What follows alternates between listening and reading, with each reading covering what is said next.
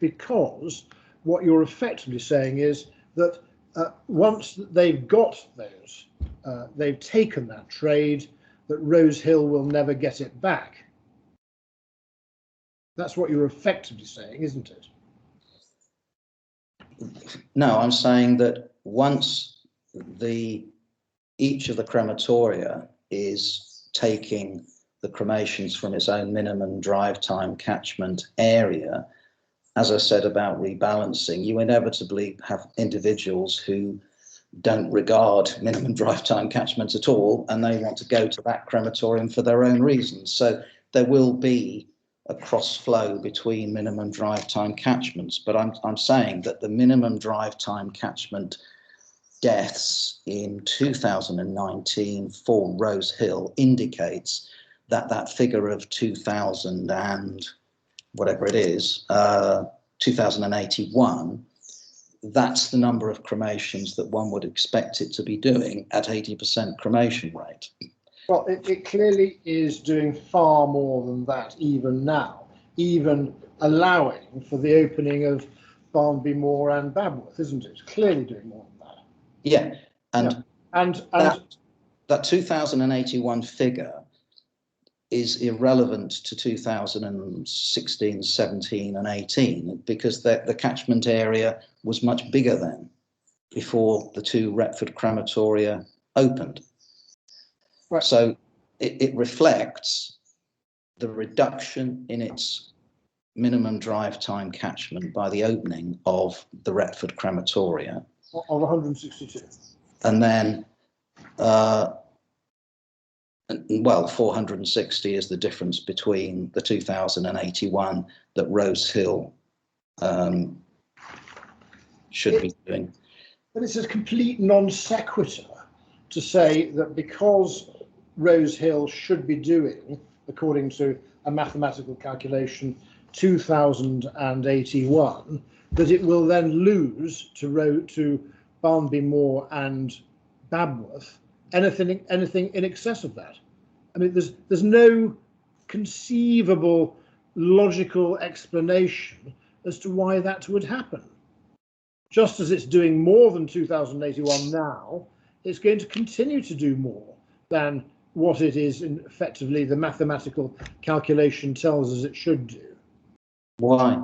Why should it attract? It would have to attract more cremations from outside of its minimum drive time catchment area.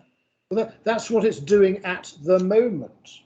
There's no reason why that should stop until you have the opening of Barnby Dun. And then what you'll see is that there will be some cremations that will flow from Rose Hill to Barnby Dun, and that's acknowledged by you and others, isn't it? Yes. And then there will be some rebalancing as things level up. People see that the opportunity, things aren't as bad at Rose Hill as they used to be, let's go back there. That's the rebalancing aspect. And yes. Yeah, so that's the ebb and flow of all these, of how the trade works. The second thing I want to ask you about is your suggestion that the 30-minute drive time was eaten into by the opening of Barnby Moor. That's the 30-minute drive time of Rose Hill was eaten into, is what you said, by Barnby Moor. The minimum drive time catchment, not the 30-minute.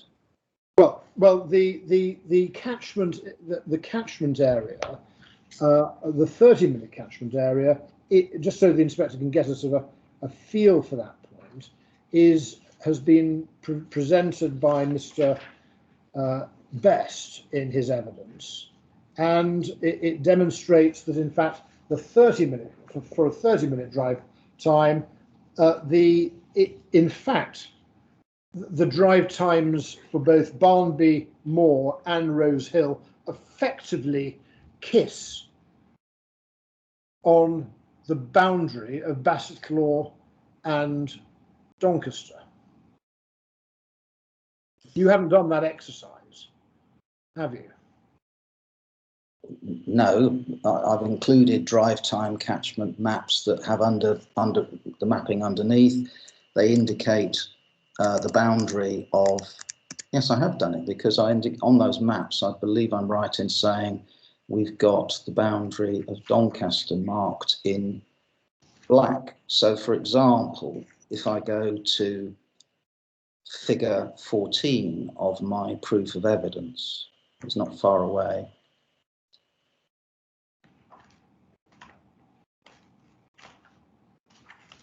That's the natural catchment. Let's have a look. Minimum drive time catchment, minimum drive time. Let's have a look. I've previously done let me look. Well, hang on, let's stay with that one. That's very helpful, thank you.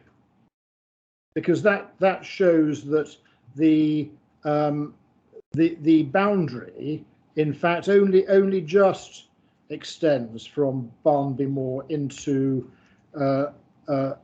Doncaster, and Bassetlaw, which is 4 kilometres away, would not extend that far. Can I refer you? Well, firstly, I strongly consider that the 2 crematoria are so close together, whilst the drive time catchment software allocates an area to each of them, that in reality they're so close that they can be regarded as largely sharing the area. But I've got the figure 5. If you look at my figure 5, you'll see the constrained 30-minute drive time catchments of existing. So you've got Barnby Moor's 30-minute drive time catchment marked in yellow, and yes, it does just enter the southern area of Rose Hill. Yeah. Well, again, that's a helpful diagram. Thank you. And that simply goes to support what Mr. Best says in his rebuttal evidence to you. So, just to summarise where we've got to on this point, it's your contention that one should assume that Rose Hill will be impacted between 460 and 460 and 726 cremations, which will go not to Rose Hill, but will go to either Barnby Moor or Babworth. And that is a contention which appears for the first time on Sunday. Yes.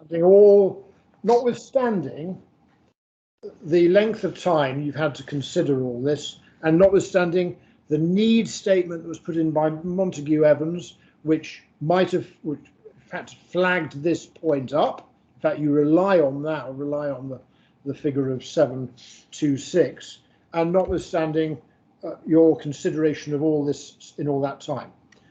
And I have to suggest to you, Mr. Mitchell, that the reason this point is ludicrous is demonstrated by the fact that you have never suggested it before.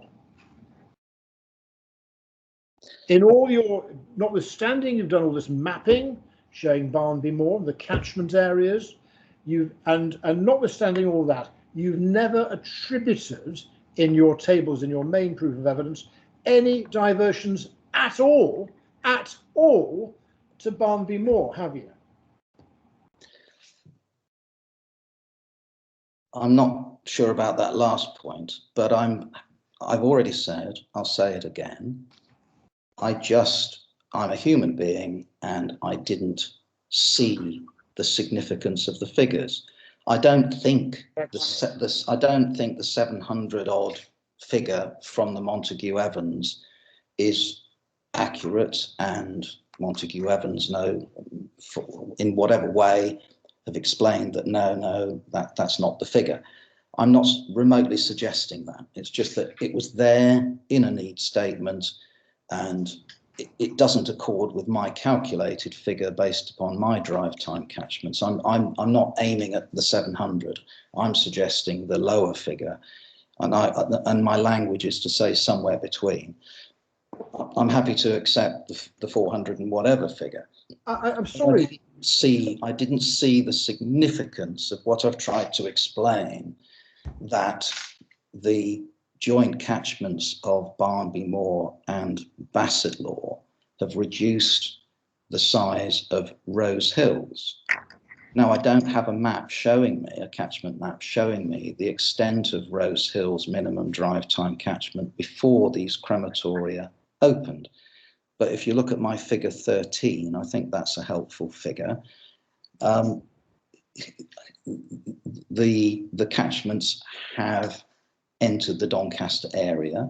Prior to that, the Doncaster political boundary is actually irrelevant here. Let me just come to that point now, that it doesn't affect funerals. People don't say, oh, I live... Sorry? I really have got to finish my cross-examination. I mean, this is a very, very long answer again. I mean, my question does not warrant such a lengthy explanation. Well, you have a serious accusation or comments about my competence, and I'm arguing that you're not right, that prior to the establishment of the two new crematoria at Bassetlaw, Rose Hill Crematorium's catchment didn't stop at its boundary. It would have gone much further south. This doesn't relate to the question I asked. Let's carry on. A moment ago, a few moments ago, you said I'm not remotely suggesting you should use the figure of 726. Not remotely suggesting it is what you said. Yeah, I've shown it. This is exactly what you are suggesting to the inspector. Paragraph 3.4 of your late evidence. Acknowledging all of those factors, I therefore think it's likely that once trading patterns are established and mature, Barnby Moor and Babworth will divert from Rose Hill a level of annual cremations somewhere between 460 and 726. So you are remotely suggesting 726. I'm including... You know very well, and you've said that in fact you're not remotely suggesting 726 is correct. Why are you misleading the inquiry by drawing attention to the 726 figure, a figure which you don't remotely rely on? Because it was included in the need statements by Montague Evans supporting the Brodsworth application. Can I just say that I've got this calculated figure of 460, which relates to deaths in 2019, so that once they become established within the next few years, it's highly likely that the number of deaths is going to increase. We've discussed potential for the increase in the cremation rate, so that the level of cremations in 2019 at 460 will rise somewhere between those two figures, if you want to be pedantic about it. But I just put the 726 figure in because it was part of Montague Evans' earlier evidence. I'm not being pedantic about it. You said I don't remotely suggest that it should be 726, not remotely. And yet in 3.4, you clearly identify that as the top end of the range. And the inspector can make her own conclusion as to whether or not that was a fair as an expert, which you claim you are on this, that was a fair observation and fair evidence to give. Mr. Village, Mr. Mitchell has clarified the reason why I included the 726 figure in. It was in the original Montague Evans study. But he says it was in the original Montague Evans study. I understand that, but he doesn't remotely suggest it is correct. Yet he is saying at 3.4 it's going to be at a level between 460 and 726, which is clearly wrong on any basis. Madam, I've got about another half an hour, I think, and I'd like to try and trim it down to possibly around 15 minutes. But I would be grateful if we could just pause for lunch there. I'm sorry that I haven't finished. I think you will appreciate that it's not entirely in my gift as to how long these cross-examinations take. I've done my best to do so within the time permitted, time allowed, but I do have about another half an hour, as I say. I think I can trim it down, but please just allow me to check my notes over maybe a shorter lunch interval. Could I say that I'd prefer to carry on? I'll do my best to be brief, but I'd prefer to carry on now than stop for lunch. Well, do you have time constraints this afternoon, Mr. Mitchell? Yes, I've got personal things happening this afternoon. What, you won't be attending this afternoon, Mr. Mitchell? I will be attending via a mobile link in a wood this afternoon, but it takes me an hour to get there. Could I suggest we, well, can I have 15 minutes now and then come back at 1 o'clock and then finish Mr. Mitchell? Because I can then do what I want to do. Right. I'm happy with that. Mr. Mitchell, I may have some questions as well for you, depending on the remainder of the cross-examination. Just to bring Mr. Robbs and Mr. Barrett in, is a 15-minute adjournment until 1 o'clock acceptable to the other parties? Yes, ma'am. Yes, ma'am. If it expedites the conduct of the inquiry, I'm all for that. And Mr. Village, what you're saying, with that adjournment, you may only need another 15 minutes as opposed to a half an hour. Is that correct? I would like to just check some figures before I have to go through what might be otherwise a laborious exercise. Okay. Just to put a marker down, I'm not very good without food, so hopefully it won't be too long till lunchtime, or I may get a bit grumpy. So hopefully it won't take too long after lunch, after 1 o'clock.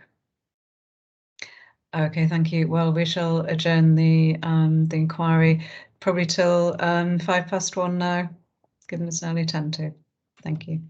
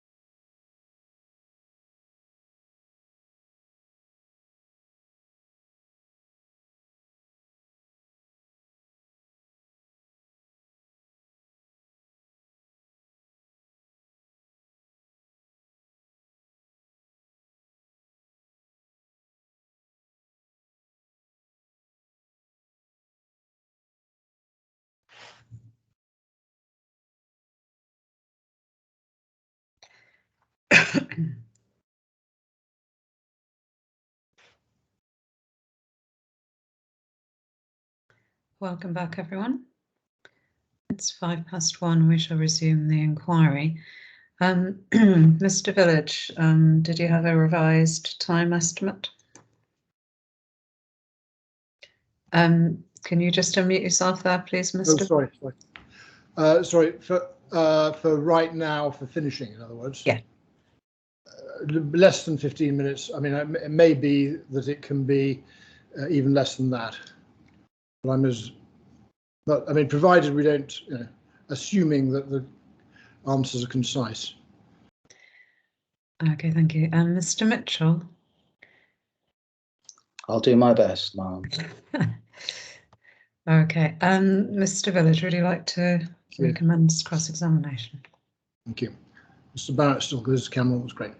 Right, now, Mr. Mitchell, turn to your figure 22 and your main proof of evidence, please.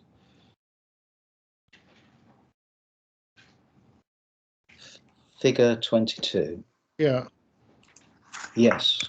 Which gives the combined impact of Barnby Dun and Brodsworth upon capacity at existing crematoria. Yes.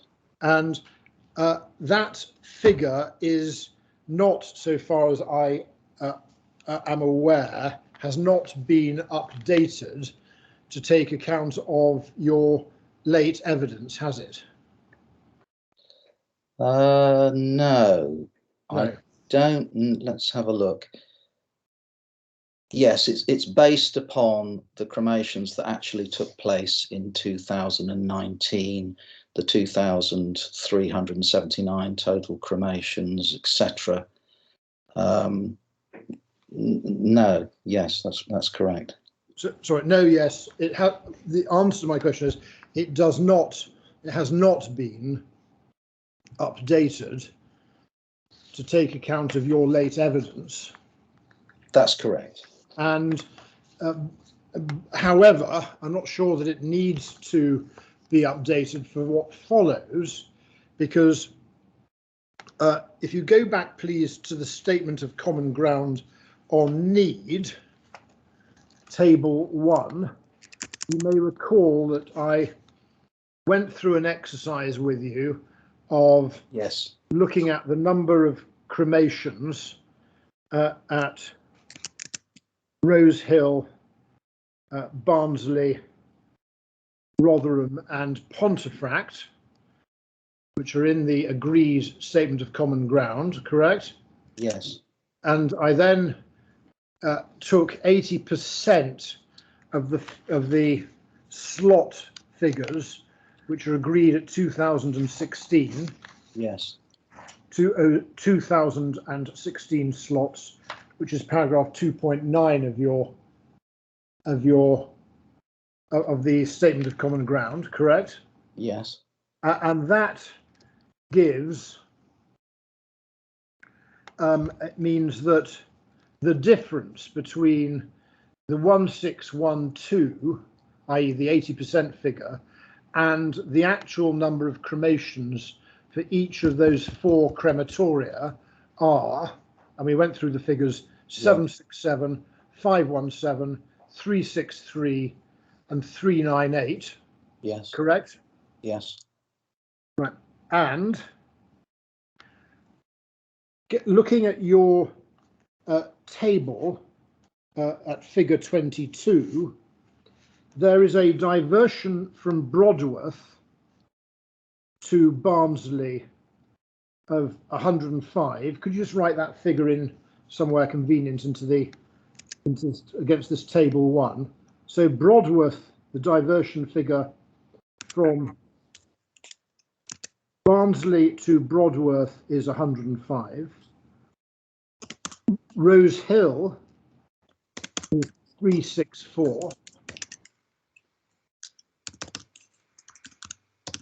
Pontefract is 279. And Rotherham is 119.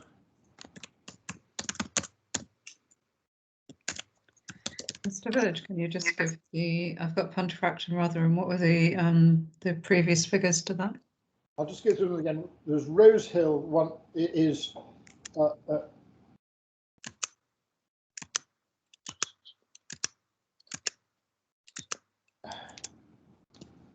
sorry, I'll just go through them again.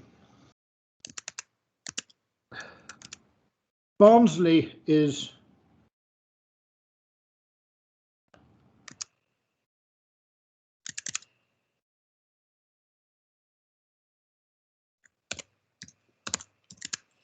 Barnsley is 105.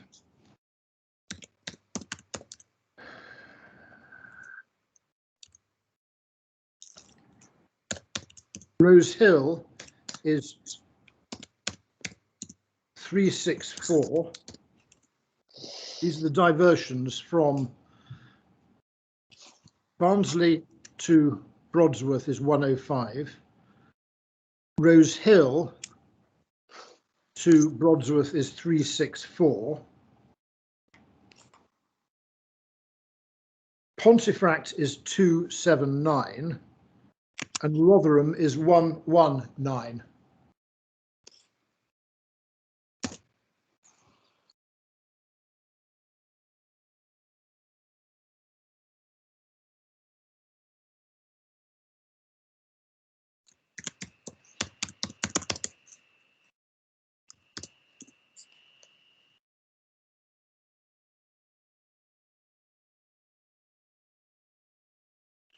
And the very short point I've got for you here is, and let's take them in the order they're given in this table. Barnsley will, from Barnsley will be taken 105 cremations.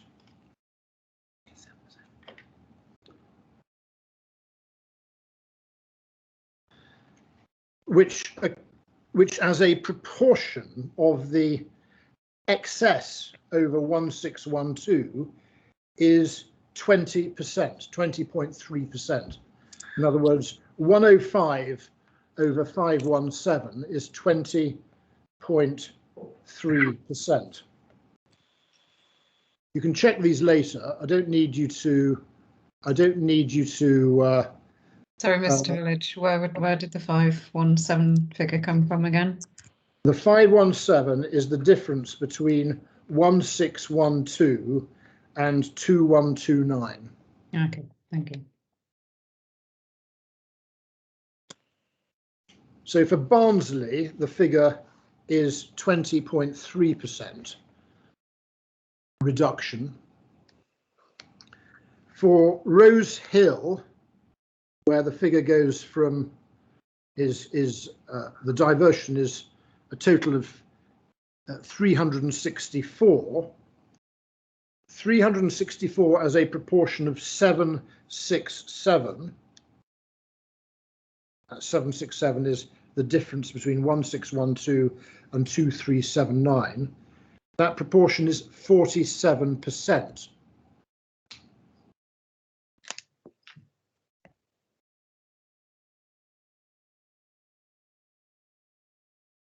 Pontefract, the percentage is 70%. That's a proportion of 279 of 398.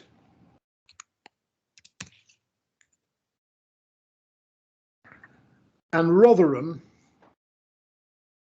it's 32.8%. That's the proportion of 119 of 363. So in summary, and based on your figures, which for a number of reasons we say are flawed because they don't take account of increases in deaths, they have a reduced cremation rate at 80% rather than 85%. They don't take account of any rebalancing, but on your figures, we see that there is, in fact, through Brodsworth, a significant reduction in the amount of overtrading at those Western Arc crematoria. In Pontefract, it's 70%. In Rotherham, it's 32.8%. And in Barnsley, it's 20%. And I would suggest to you that any one of those is significant in terms of reduction in overtrading, but all three of them are highly significant. And you would have to agree with that, wouldn't you? On the basis of your calculations, yes. Thank you. Those are all the questions I have.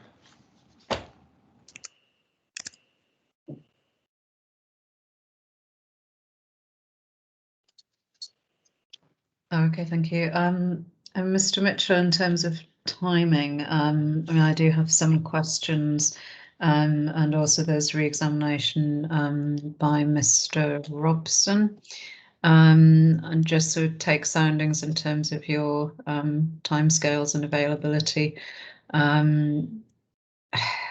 whether it's best to do that now or after lunch. I'm conscious that, like myself, you get grumpy if you don't get your lunch. I can be flexible on this matter. If you would prefer to stop now and have your lunch, I can go with that. Obviously, if you are, do you have to head off now, and will you be giving the remainder of your evidence in the field? Because there may be connection issues which may not be ideal if that's the case. That is a problem, yes.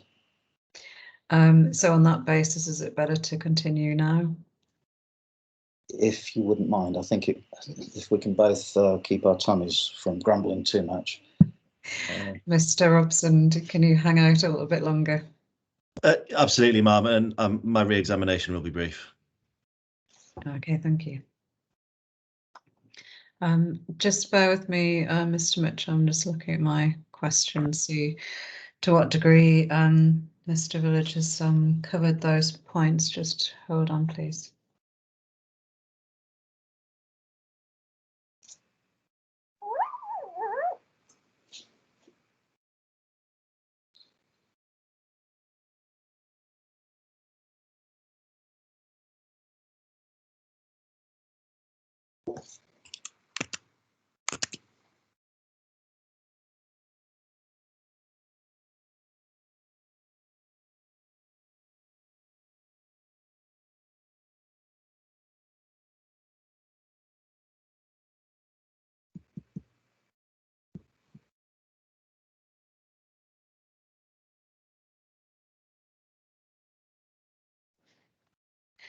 Okay, Mr. Mitchell, just in terms of Mr. Best's proof of evidence and your rebuttal, Mr. Mitchell, you've queried the 14% direct cremation rate, which has been applied in Mr. Best's proof, and you consider that direct cremations are likely to account for more than 14% of total cremations by 2034. Can you clarify why that is, please?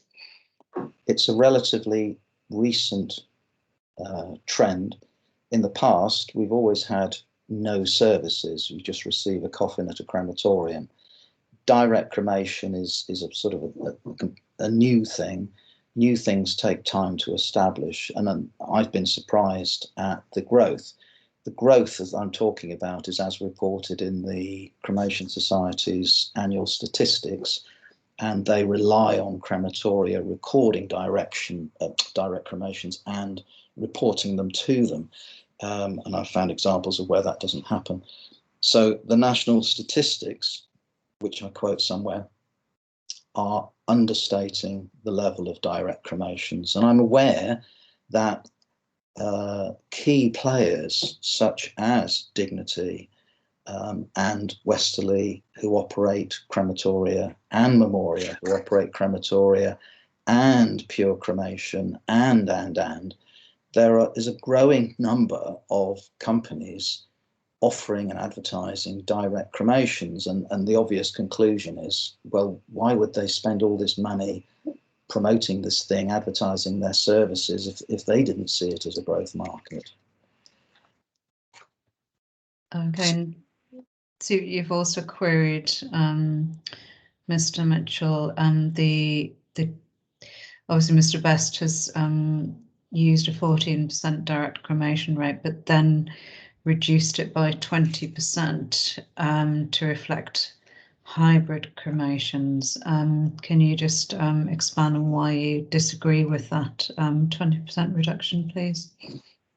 The principle of direct cremation is, generally speaking, that nobody attends. The coffin is delivered to the crematorium at a time that suits the person organising the delivery of the coffin and the crematorium. And these are on crematorium price lists. They're always early in the morning.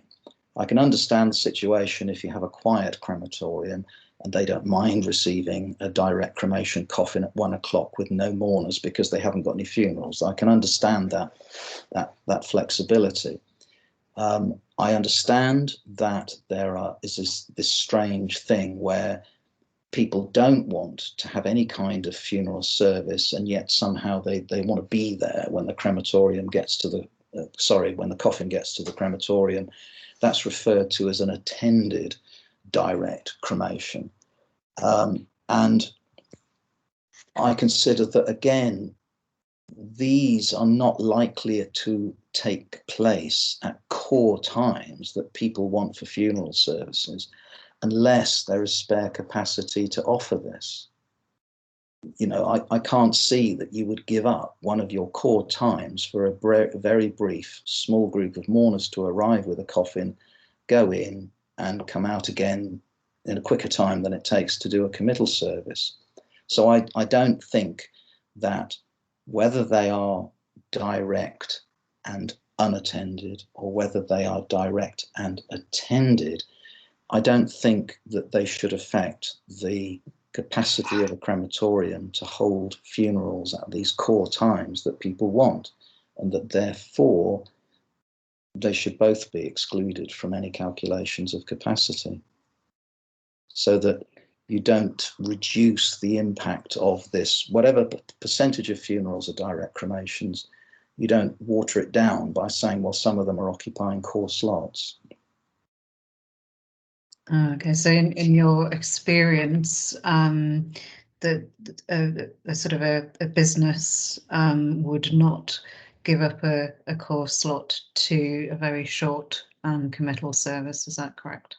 For a short unattended direct cremation, where people are going to shuffle in, coffin goes onto the catafalque, goes through, and then they go out. You know, you've got, if you're a busy crematorium, you've got families and everybody wanting to attend, 100 mourners or whatever. So surely they must take preference over something so basic as an attended direct cremation. You would offer that if you had plenty of capacity to do so, but I don't think you would if you were a busy crematorium, which most are. Okay, thank you. You may need to bear with me on this next question. The council's, obviously, you've now changed your position in the updated evidence, saying that there is no sort of need, absolutely no residual need for another crematorium in Doncaster, presumably. And the position at the time of the planning committee report seemed to be that there wasn't sufficient, that there was sufficient capacity to support an additional crematorium, but not sufficient capacity to support 2 crematoria. Is that correct? That's right. But the position is that there was a sort of a small residual need. Would that be correct? Or Yes. okay, well, this is probably the harder question. At that point in time, how would you quantify that residual need, the sort of the gap between, you know, the sort of the two figures? So how would you quantify that residual need in quantitative terms first, and then qualitative terms? Essentially, I'm just trying to recall whether I did anything along these lines. There is a problem in that, as we've identified, I based my comparison of what if you opened this crematorium, that crematorium, upon a 30-minute drive time catchment, whereas a 45-minute drive time catchment would have given a fuller picture. I based my recommendation that Brodsworth was the better site because it had a larger 45-minute catchment population than the other crematoria. Did you mean Barnby Dun? Sorry. Barnby Dun, sorry. I'm sorry. Barnby Dun, you know, considered from a 45-minute drive time population, they had a catchment population, they had a larger catchment population, therefore more deaths, therefore more cremations, and that would have a greater impact because they got more cremations. It would have a greater impact upon Rose Hill, and how you would then move to. It's a case of then look. I think that's actually in the table. Crematorium need assessment. We were looking at a figure in my need report with the gentleman previously. Dear, was it my proof of evidence? Let's have a look. Yes, my proof of evidence. There we go.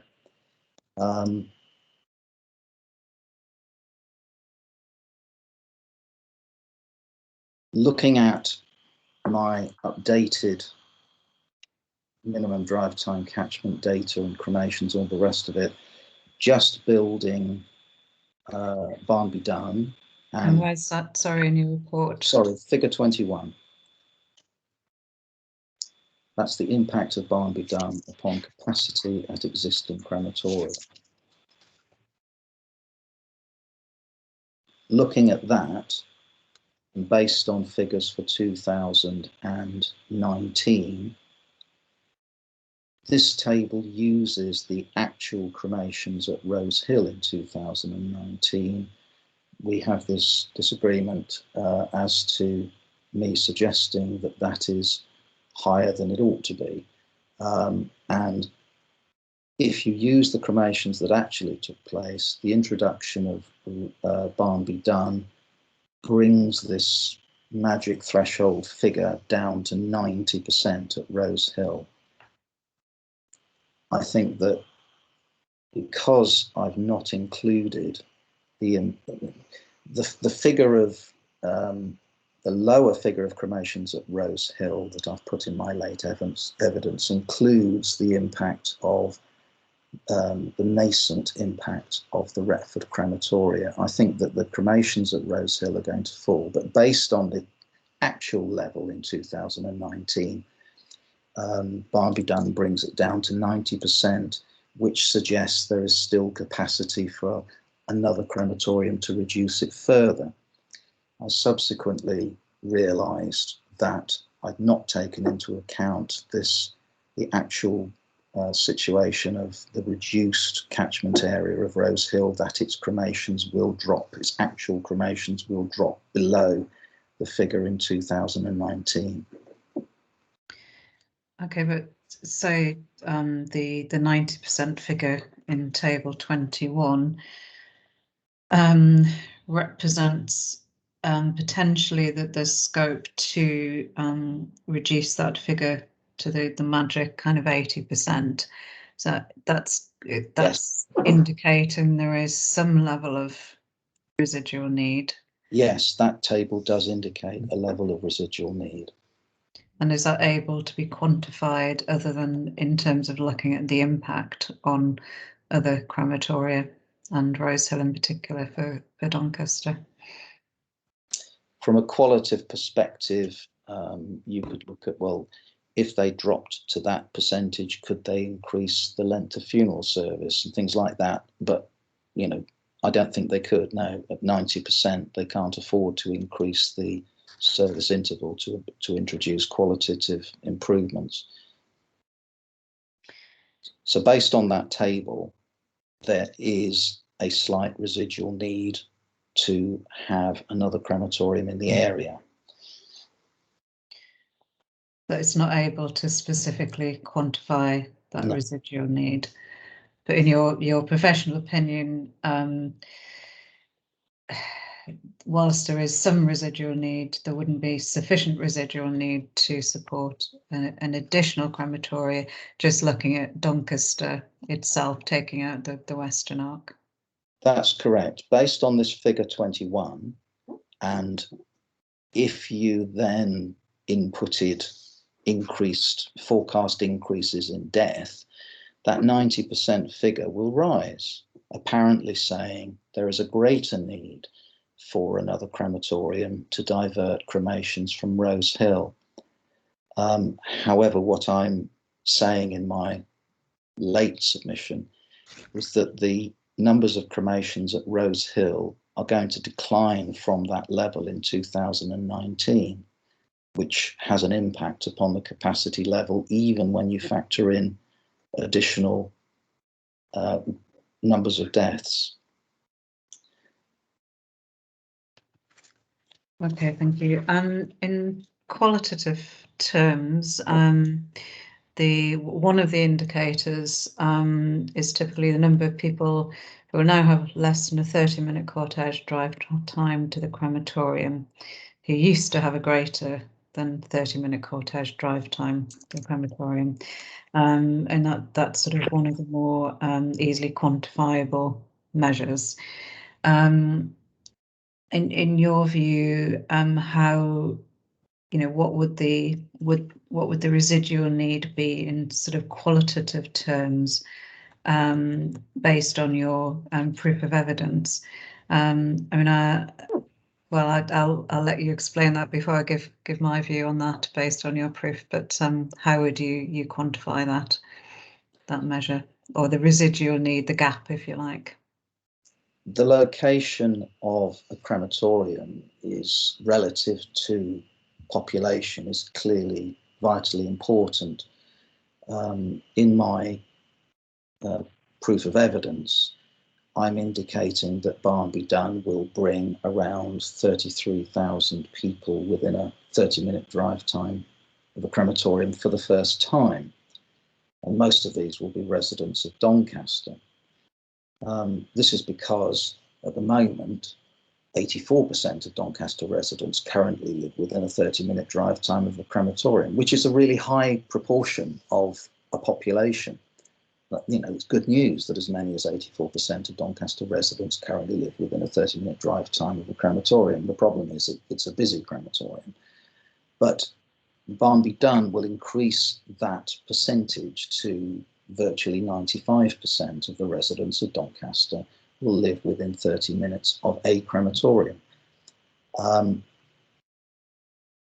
Adding Brodsworth in its particular location, it's very location specific, will further increase the number of people that will suddenly find themselves within 30-minute drive time of a crematorium. But in that location, my analysis suggests that it's only 2,148 at 2019 levels of population. So that then takes the population of Doncaster residents to 95. It's not a big increase, but it's an increase to 95% of Doncaster residents compared to 94.9 would be within a 30-minute drive time of a crematorium, which is, as you say, it's regarded as a qualitative measure. Okay, so without Brodsworth, the residual need on that basis, on that particular measure, would be 5% on the basis of your figures in the proof of evidence, and that was a position before the amended figures. Yeah. Yes. Okay, that's useful. That's all the questions I had. Thank you, Mr. Mitchell. Mr. Robson, are you ready to start re-examination? Yes, thank you, ma'am. Do you have your figure 22 in front of you?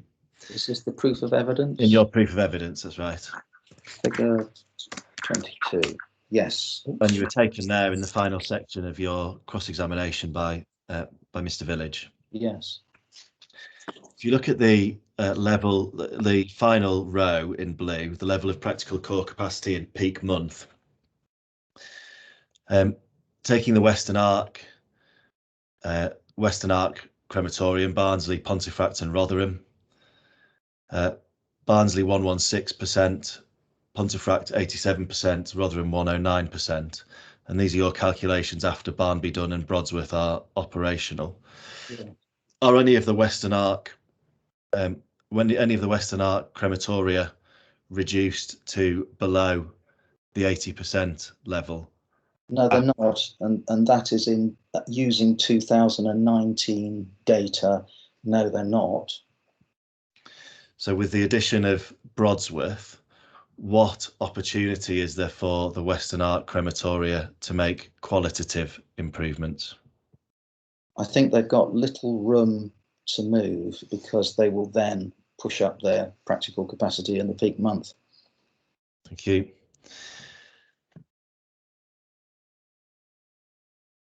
If you recall, earlier today, we had a section of cross-examination about rebalancing. Yes. And you agreed with my learned friend that rebalancing is a material consideration, but that you have not undertaken it. And those are the answers that you gave to him. Do you agree or disagree with the way Mr. Best approaches rebalancing?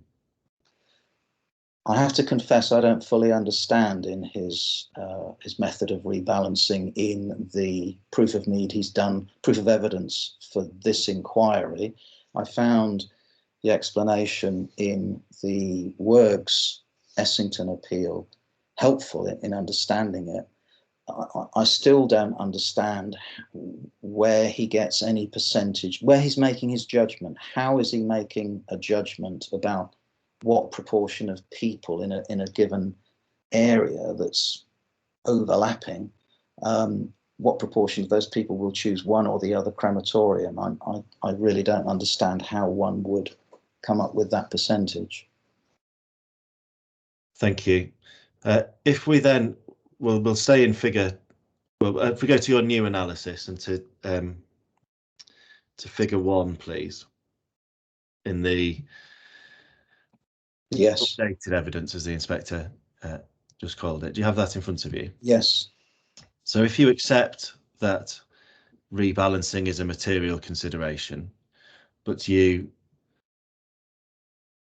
can't understand or don't agree with Mr. Best's approach to it, drawing on your experience having worked in and managed a number of crematoria,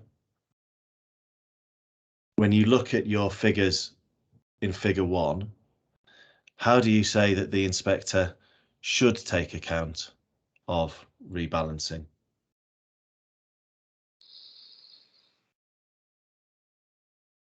This table is based on the assumption that most people or all people will go to their nearest crematorium. And that is a reasonable basis, a reasonable, at least, starting point. Most people do use their closest crematorium. And the surveys that show that between 20 and 30% of people don't use their nearest crematorium, surely they have to apply either way. That, for example, more than 20 or 30% of people arriving at a new crematorium have come further than they would have done if they'd gone to Rose Hill. So, you know, that makes sense. You think, well, yes, they would do that because it's shiny and new. But on the other hand, there's potentially 20 or 30%, according to these surveys, that will roll up at Rose Hill. They've gone further to Rose Hill for some particular reason, whatever it might be. So I think that there is a balancing effect, that, you know, there is flexibility to accommodate people's preferences. There may well be more people emigrating from the old crematorium catchment to the shiny new one. And as I think Mr. Village pointed out, that the reduction in demand at Rose Hill, if that enabled them to make qualitative improvements, people say, oh, well, let's go back there because it's better now. You know, I accept that all of these things happen, but using the general, well, if everybody goes to their closest crematorium, seems to be a very sensible position to take, accepting that there is variation. So if you apply your approach to rebalancing to your figures in figure 1, what changes would you see? If anything, the cremations diverted to Barnby Dun, 827, based upon levels of population and deaths in 2019, because it's a shiny new crematorium, because Rose Hill is not, because Rose Hill is extremely busy, then potentially you'd have more than 827 cremations going to Barnby Dun. But it wouldn't necessarily happen straight away. It would take a few years for them to become established. So if anything, Barnby Dun would reduce the capacity level working at Rose Hill more than this figure in the table. And then applying it to the effect of the Retford crematoria, Barnby Moor and Babworth, what effect would your approach to rebalancing have on their diversion from Rose Hill? Madam, I'm sorry to interrupt, but this is a really improper line of questions. As my learned friend must know, this witness has not done the exercise, and this is just sort of on the hoof, making it up as you go along speculation. He said he didn't understand rebalancing, wasn't comfortable in undertaking it, and he's now being asked to do precisely this, without which had he said, of course I should have done it and this is what I would have said, would have enabled me to ask some questions about it. But as it is, it's all being given, this new evidence is all being given in re-examination, and we've got no opportunity to ask questions. This doesn't arise out of the answers, because the answers were, I haven't done rebalancing and I don't know how to do it and I don't understand it. Can I just say... So it's an improper line of questions. Can I just say I don't understand the methodology. I understand the principle, of course. I've lived and breathed it, managing crematoria. I won't debate it with the witness. I've cross-examined him, but he's made it clear that he hasn't undertaken it, and he's now being asked to, retrospectively, after my cross-examination has concluded, to undertake it. It's wrong. Mark, I take Mr. Village's point, and we'll take the point no further. Okay, thank you. My understanding, the purpose of the re-examination was I had hoped, and I think I have overstepped, was to bring out the point that the answers given were that he didn't understand Mr. Best's approach, but that he agreed it's a material consideration. And they're two slightly different things. I think, Ma'am, I can stop my re-examination there, and we can deal with the point in submissions. Okay, there will obviously be an opportunity to test Mr. Best's assumption. Absolutely, yeah. Ma'am, and Mr. Village, I accept your point. There was an overstepping there. Okay, thank you, Mr. Robson. So just to confirm that finishes your re-examination? Yes, ma'am. Okay, thank you. Well, if I could have Mr. Barrett and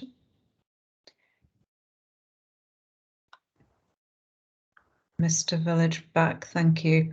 It's now 1:45. I'm just wanting to seek views in terms of, you know, the timetable. Obviously, we do need a break for lunch, and then we'll can commence certainly evidence in chief of your witness, Mr. Barrett, but that may be as far as we get this afternoon. Ma'am, that would be the position that I would be in. We are now, if we adjourn for say 3/4 of an hour and return at 2:30, and I haven't sought anybody's views on that, but that would be a shortened luncheon adjournment to 2:30. Examination in chief, I've already I don't think I can resolve from my position of 45 minutes. There's quite a bit of material. We're not on all fours with the council's case, as will be apparent from any reading of Mr. Hodgson's evidence. So I think I'm going to be of the order of 45 minutes. Now, as I said at the start of the day, and I think Mr. Village has some sympathy with this position, normally it would not be appropriate to have a witness strung over something like 3 days when we resume on Tuesday morning. So we might be drawing stumps at the end of examination in chief, or that would be my respectful suggestion. Yes, I think it would be unfair to hold them over the weekend. You know, to be fair. So if we come back at 2:30 and do the examination in chief of Mr. Taylor, would that sound acceptable to parties? Yeah. Mr. Hodgson. Yes. Okay, Mr. Village. I think you said Mr. Taylor. Did you mean Mr. Hodgson? Mr. Hodgson. Mr. Hodgson. So this is what happens when I don't get my lunch. So yes. So if we come back at 2:30 and then we'll do the evidence in chief, and then we may have to adjourn after looking at some procedural administrative matters. Okay. Thank you very much.